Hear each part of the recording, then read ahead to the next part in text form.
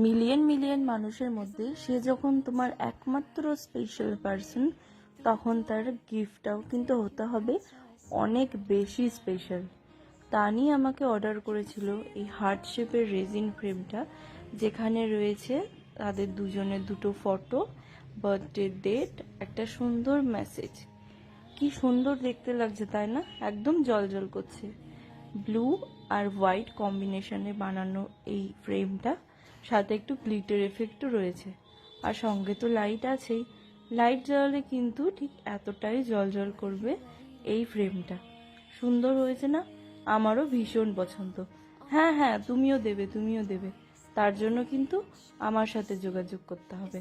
এরকম সুন্দর সুন্দর গিফট আইটেমের জন্য অবশ্যই আমাকে মেসেজ করো।